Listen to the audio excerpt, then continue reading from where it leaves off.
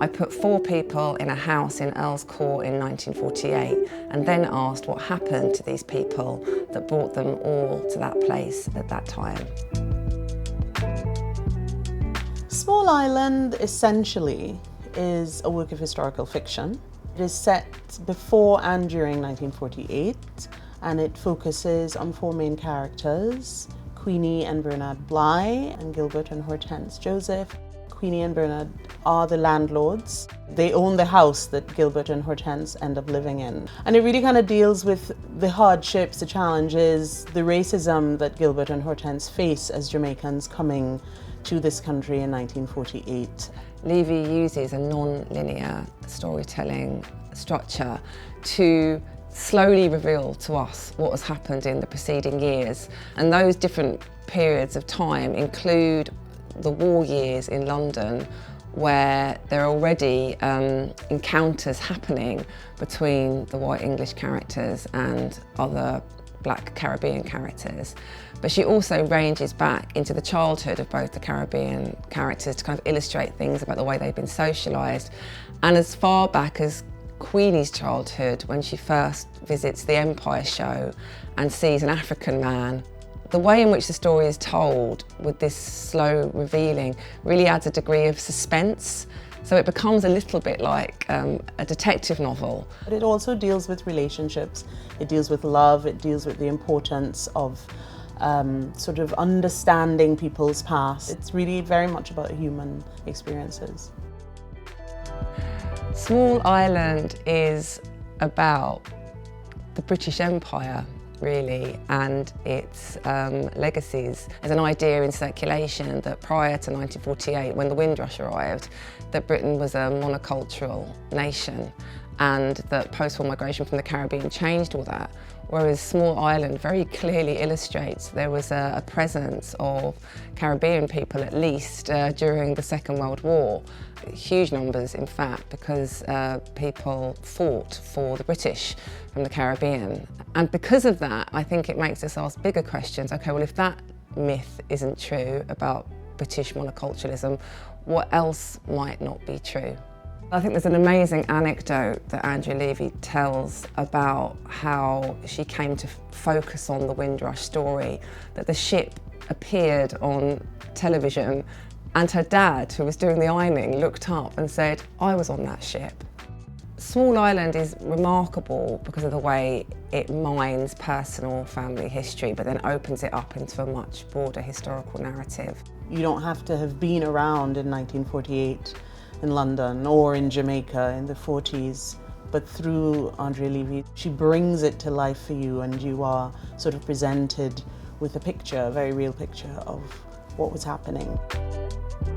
Andrea Levy's archive was acquired by the British Library in 2019 and is a vast array of material relating to Small Island, including her notebooks, her research material, photographs. So it's an incredible resource for people that are interested in how the book came into fruition.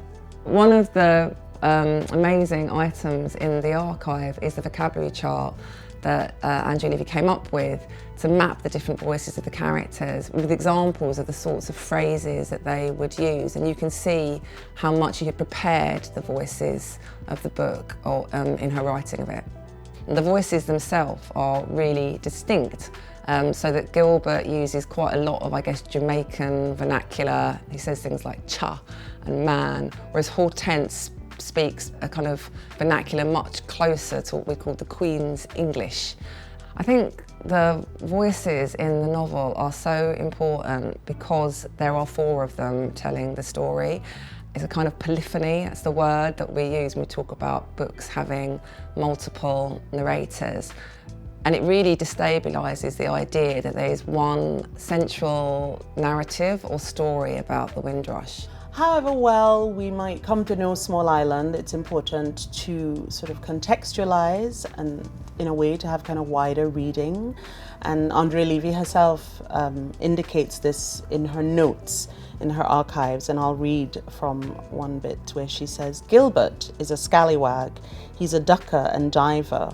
and then she puts in brackets, read Lonely Londoners, full of scallywag characters. So Lonely Londoners is a novel by the Trinidadian author Sam Salvan, and it was published in the mid to late 1950s and spoke very resoundingly to the immigrant experience. And so that is, of course, a parallel with Small Island. That idea that the British subject comes from the Caribbean, comes to this place that is supposed to be the motherland. So there's a sketch that Andrea Levy made of the bedroom in Queenie's house, which Gilbert lives in and then is joined in by Hortense when she arrives with her trunk.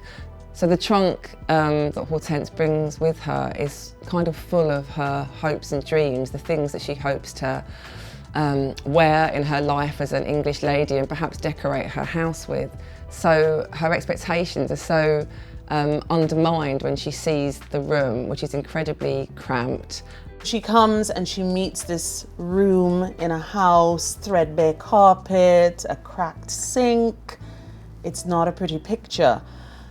It's a very common picture, and that is what Gilbert, in a really sort of clumsy and perhaps less than sympathetic way, tries to explain to Hortense when she articulates her horror, her disappointment. I mean, it's fiction, but it was real life for lots and lots and lots of people who came from the Caribbean and met what they met.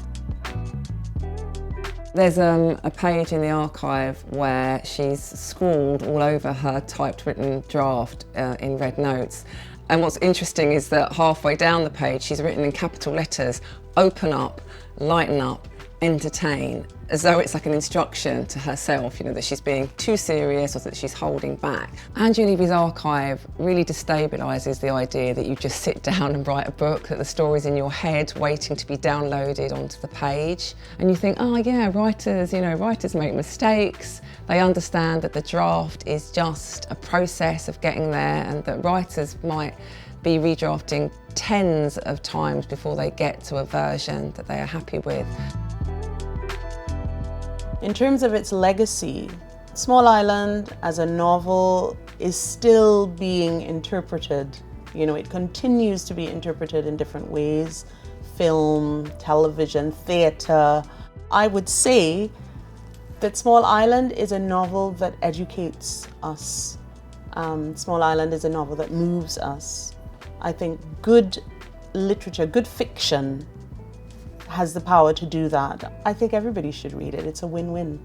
You don't just take my word for it. Listen to Andrea Levy herself, who wrote in her notes, Small Island was a joy to write and it changed me forever.